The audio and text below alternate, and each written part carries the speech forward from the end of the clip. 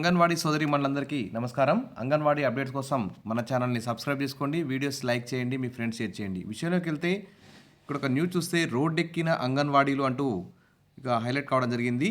కానీ ఇది కరెక్ట్ కాదు. ఎందుకంటే రోడ్డెక్కిస్తున్న ప్రభుత్వాలు అని న్యూస్ వేయాలి పేపర్ వాళ్ళు. ఎందుకంటే అంగన్వాడీ టీచర్ల పట్ల, ఆయాల పట్ల, వారి యొక్క జీతాల పట్ల, వారి యొక్క సమస్యల పట్ల ఏ పార్టీ అధికారంలోకి వచ్చినా కేంద్ర ప్రభుత్వం కానీ రాష్ట్ర ప్రభుత్వం కానీ అసలు వారిని పట్టించుకున్నటువంటి దాఖలాలే ఉండట్లేవు.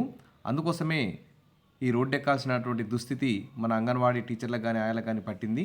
కాబట్టి ఇక్కడ పేపర్లో రోడ్డెక్కిన అంగన్వాడీలు అనేటువంటి న్యూస్ కంటే అంగన్వాడీలను రోడ్డెక్కిస్తున్న ప్రభుత్వాలు అనే న్యూస్ వస్తే బాగుంటుందని చెప్పి అందరూ అనుకుంటున్నారు. ఇక విషయంలోకి వెళ్తే జీవో నెంబర్ 10ని రద్దు చేయాలంటూ టీచర్లు అయితే నిన్న కొడంగల్లో సీఎం రేవంత్ రెడ్డి ఇంటి ముట్టడించారు. భారీ ఎత్తున అంగన్వాడీ టీచర్లు తరలి రావడం జరిగింది. తర్వాత ఆందోళనలో ప్రభుత్వానికి వ్యతిరేకంగా అంగన్వాడీ కార్యకర్తలు నినాదాలు చేయడంతో పోలీసుల అరెస్టులతో కాస్త ఉద్రిక్త పరిస్థితి నెలకొంది. చివరికి పోలీసులు అంగన్వాడీ టీచర్లు ఆయాలను సిఐటియు నాయకులను అదుపులో తీసుకొని పోలీస్ స్టేషన్కి అయితే తరలించడం జరిగింది. ఇంకా చూస్తే అంగన్వాడీల ప్రక్షాళన, ప్రభుత్వ తీరుపై సిబ్బంది అసంతృప్తి, 65 ఏళ్ల నిండిన టీచర్లు ఆయాల తొలగింపు, రిటైర్మెంట్ బెనిఫిట్లపై నిరసన గలం. ఇప్పటికే చాలా చోట్ల టీచర్లు లేరు, ఆయాలు లేరు. ఇప్పటికే గ్రేడ్ 2 సూపర్వైజర్ ప్రమోషన్ మీద చాలామంది అంగన్వాడీ టీచర్లు వెళ్ళారు. తర్వాత మినీ సెంటర్లని మెయిన్గా చేశారు. ఇంకా అందువల్ల చాలా ఖాళీలు అయితే ఏర్పడ్డాయి.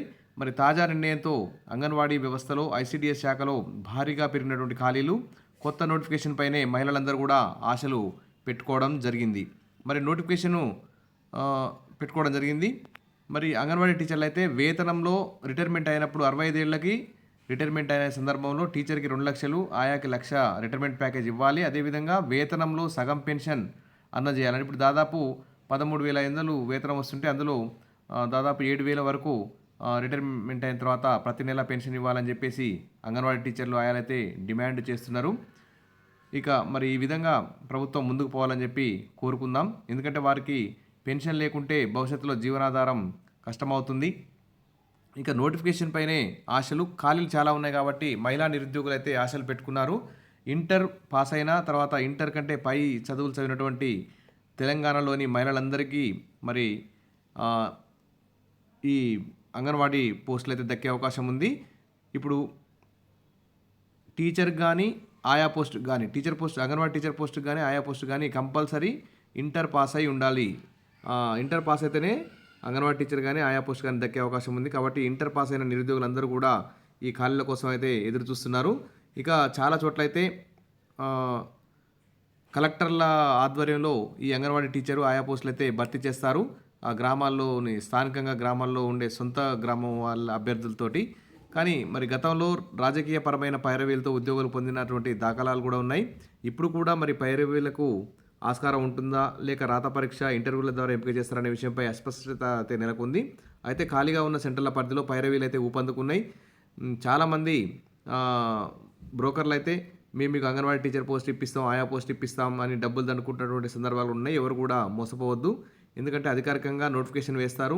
వేసిన తర్వాత అప్లై చేసుకుంటే కలెక్టర్ ఆధ్వర్యంలో గ్రామాల వారీగా ఖాళీలను చూసి ఆయా పోస్టులు కానీ అంగన్వాడీ టీచర్ పోస్టులు కానీ ఇంటర్ పాస్ అయినటువంటి మహిళలతోటి భర్తీ చేసే అవకాశం ఉంది. కాబట్టి ఇప్పటివరకు అయితే చాలామంది అధికార పార్టీ నేతల చుట్టూ అయితే ప్రదక్షిణలు చేస్తున్నట్టు కూడా తెలుస్తుంది.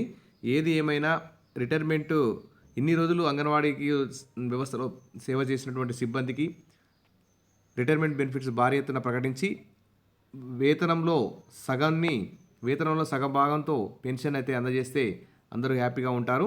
ఇంకో న్యూస్ పేపర్ చూస్తే అంగన్వాడీల సమస్యలు పరిష్కరించాలి, సిఐటియు ఆధ్వర్యంలో ధర్నా అంటూ ఇక్కడ ప్రతి న్యూస్ పేపర్లో బాగా హైలైట్ కావడం జరిగింది. ఈ విధంగా అంగన్వాడీ టీచర్లందరూ కలిసిమెలిసి ఉండి ఐక్యంగా పోరాటాలు చేస్తే ఖచ్చితంగా ఏదైనా సాధించుకోవచ్చు. Wish all the best. ప్రభుత్వం అయితే మీ సమస్యలన్నింటినీ పరిష్కరిస్తుందని చెప్పేసి సీఎం రేవంత్ రెడ్డి గారు ప్రజాప్రభుత్వం అని, ప్రజా పరిపాలన సాగిస్తున్నామని, పేదల పక్షాన ఉంటుందని చెప్పుకుంటూ వస్తున్నారు. కాబట్టి ఖచ్చితంగా మన సమస్యలను రేవంత్ రెడ్డి గారు పరిష్కరిస్తారని చెప్పి ఆశిద్దాం. గుడ్ న్యూస్ వస్తుందని చెప్పి ఆశిద్దాం. Wish all the best. Thank you.